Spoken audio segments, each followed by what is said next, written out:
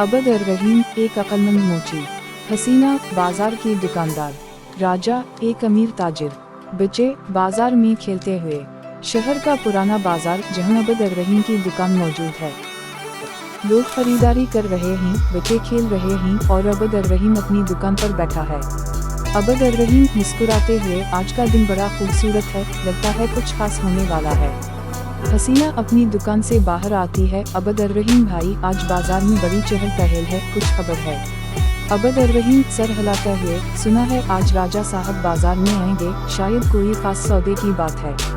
इतने में बच्चे खेलते हुए दुकान के करीब आते हैं और एक बच्चा गलती से अबद अर-रहीम के जूते पर पानी गिरा देता है। बच्चा डरते हुए, सॉरी अबद अर-रहीम चाचा, मुझसे गलती हो गई। अबद अर-रहीम नरमी से, कोई बात नहीं बेटा, जूता तो फिर भी साफ हो जाएगा, तुम्हें चोट तो नहीं लगी? बच्चा मुस्कुराते हुए, नहीं अबद अर-रहीम चाचा, आप बहुत अच्छे हैं। राजा गाड़ी से उतरते हुए, क्या माजरा है यहाँ? बाजार में आज बहुत रौनक है। अबद अर-रहीम अदब से, राजा साहब खुशामदीद, आपकी आमद हमारे लिए बाइस मुसर्रत है। राजा शुक्रिया अबद अर-रहीम भाई, सुना है आप बड़अक्लमंद हैं और आपकी मोची की दुकान बहुत मशहूर है। अबद अर-रहीम मुस्कुराते हुए, बस अल्लाह का करम है। आप कैसे आए?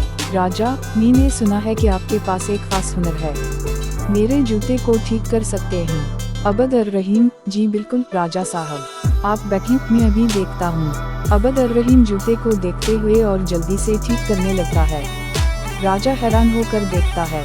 राजा, वाकई आपका काम कमाल का है, आपने मेरे जूते को बिल्कुल नया बना दिया। अबद अर-रहीम, ये तो मेरा फर्ज था राजा साहब, आप जैसे बड़े लोगों की खिदमत करना हमारे लिए फख्र की बात है।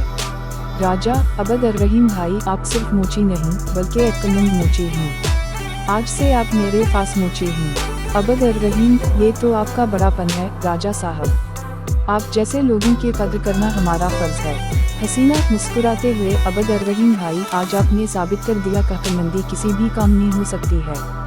अबद अर-रहीम, बस नीयत साफ और काम में मोहब्बत हो तो सब कुछ मुमकिन है। ये कहानी अबद अर-रहीम अक्लमंद मोची की है, जो अपनी मेहनत और मोहब्बत से लोगों के दिल जीतता है और अपनी सादगी में भी बड़ी हिकमत रखता है।